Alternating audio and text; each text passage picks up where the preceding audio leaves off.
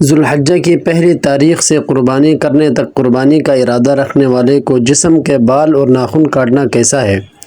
اس کا جواب یہ ہے، ام المؤمنین حضرت سلمہ رضی اللہ تعالی عنہا سے مروی ہے کہ آپ صلی اللہ علیہ وسلم نے ارشاد فرمایا، جب ذوالحجہ کا پہلا عشرہ شروع ہو جائے اور تم میں سے کسی کا قربانی کرنے کا ارادہ ہو تو وہ اپنے بال، ناخن یا کھال کا کچھ بھی حصہ نہ کاٹے جب تک قربانی نہ کر دے۔ ایک روایت میں یہ صراحت بھی موجود ہے کہ ذوالحجہ کا چاند نظر آتے ہی بال اور ناخن کاٹنے سے رک جائے۔ اس حدیث کی روشنی میں فقہاء کرام نے فرمایا ہے کہ جس کا ارادہ قربانی کرنے کا ہے اس کے لیے مستحب ہے کہ ماہ ذوالحجہ کے آغاز سے جب تک قربانی کا جانور ذبح نہ کرے جسم کے کسی عضو سے بال اور ناخن صاف نہ کرے، نیز بلا ضرورت کھال وغیرہ بھی نہ کاٹے، اور یہ استحباب صرف ان لوگوں کے لیے ہے جن کا ارادہ قربانی کرنے کا ہو۔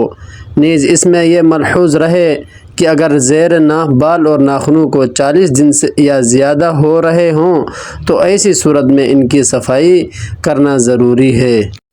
قربانی کرنے والے شخص کے لیے ذی الحجہ کا چاند نظر آنے سے لے کر قربانی کا جانور ذبح ہونے تک ناخن اور بال وغیرہ نہ کاٹنا مستحب ہے۔ اس کی حکمت اور وجہ کیا ہے؟ براہ کرم جواب سے جلد مستفید فرمائیں تاکہ ان دنوں میں اس حکم کی حکمت زیادہ سے زیادہ لوگوں کے علم میں آ سکے۔ جواب: عشرہ ذی الحجہ میں بال، ناخن یا جسم کی کھال وغیرہ کاٹنے کا حکم ام المؤمنین حضرت سلمہ رضی اللہ تعالی عنہا سے مروی ہے کہ آپ صلی اللہ علیہ وسلم نے ارشاد فرمایا،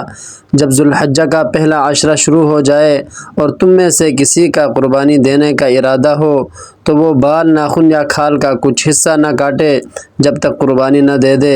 ایک روایت میں یہ صراحت بھی موجود ہے کہ ذوالحجہ کا چاند طلوع ہوتے ہی ان چیزوں سے رک جائے۔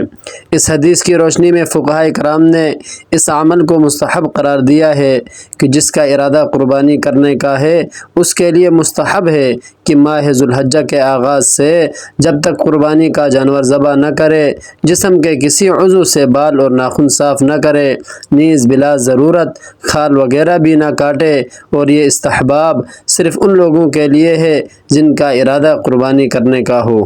البتہ بعض اکابر فرماتے ہیں کہ قربانی نہ کرنے والے بھی قربانی کرنے والوں کی مشابہت اختیار کر کے عام لوگوں کی قربانی کے بعد ناخن اور بال وغیرہ کاٹیں تو اللہ سے امید ہے کہ وہ بھی ثواب سے محروم نہیں ہوں گے۔ نیز اس میں یہ ملحوظ رہے کہ اگر زیر ناف بال اور ناخنوں کو 40 دن یا زیادہ ہو رہے ہوں تو ایسی صورت میں ان کی صفائی کرنا ضروری ہے۔ اس حکم کی 2 حکمتیں علماء و محققین سے منقول ہے۔ پہلی حکمت، بعض علماء نے اس کی حکمت یہ ذکر کی ہے کہ اس کی ممانعت حجاج بیت اللہ سے مشابہت کے لیے ہے کہ ان کے لیے حج کے ایام میں بال اور ناخن وغیرہ کاٹنا منع ہوتا ہے، لہٰذا جو لوگ حج پر نہ جا سکے اور قربانی کر رہے ہوں تو وہ بھی حجاج کرام کی کچھ مشابہت اختیار کر لیں، تو امید ہے کہ اللہ تعالیٰ اپنی اس رحمت کا کچھ حصہ انہیں بھی عطا فرما دیں گے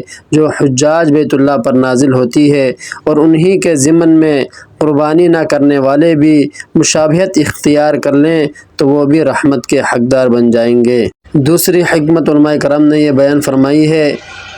در حقیقت قربانی تو جان کی قربانی ہی تھی، جیسا کہ حضرت اسماعیل علیہ السلام کے واقعے سے معلوم ہوتا ہے، اور شاہ ولی اللہ محدث دہلوی رحمۃ اللہ علیہ نے بھی فرمایا ہے کہ اصل قربانی تو جان نثاری اور جان سپاری کی قربانی تھی۔ اللہ تعالیٰ نے اپنے بے پایہ رحمت سے یہ قربانی جان سے ٹال کر مال کی طرف منتقل کی۔ پھر یہ بھی ہو سکتا تھا کہ مالی قربانی صدقے کی صورت میں مقرر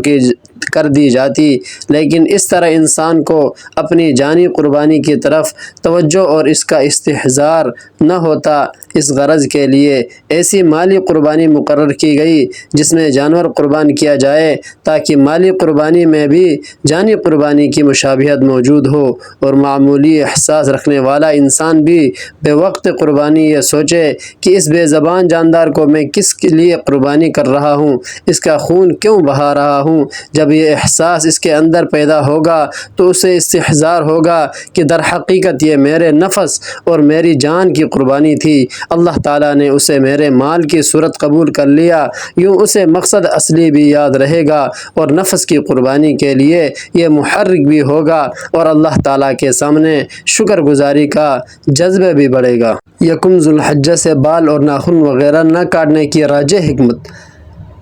اب جب کہ قربانی کا مقصد معلوم اور مستحضر ہوگا تو گویا قربانی کرنے والے نے اپنے آپ کو گناہوں کی وجہ سے عذاب کا مستحق سمجھا کہ میں اس قابل ہوں کہ ہلاک ہو جاؤں اور میری جان خدا کے لیے قربان ہو جائے، لیکن شریعت نے جان کے فدیہ میں جانور کی قربانی مقرر کر دی، سو یہ جانور انسان کی نیابت میں قربان ہو رہا ہے، تو قربانی کے جانور کا ہر جز قربانی کرنے والے کے جسم کے ہر جز کا بدلہ ہے، لہٰذا جس وقت جانور قربانی کے لیے خریدا جائے یا قربانی کے لیے خاص کیا جائے، اس وقت انسانی جسم جس حالت میں ہو مختص کردہ جانور اس انسانی جسم کے قائم مقام ہو جائے گا، اور جانور قربانی کے لیے خاص کرنے کے بعد جسم کا کوئی جز نال، ناخن، کھال وغیرہ کاٹ کر کم کر دیا گیا تو گویا مکمل انسانی جسم کے مقابلے میں جانور کی قربانی نہیں ہوگی،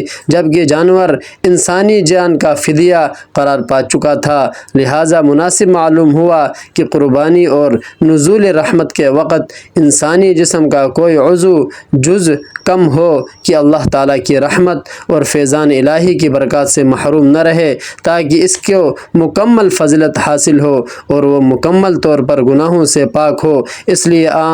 حضرت صلی اللہ علیہ وسلم نے مذکورہ حکم دیا۔ اللہ تبارک و تعالیٰ مجھے اور آپ کو ان تمام باتوں پر جو سنا ہے اس پر سن کر عمل کرنے کی توفیق عطا فرمائے۔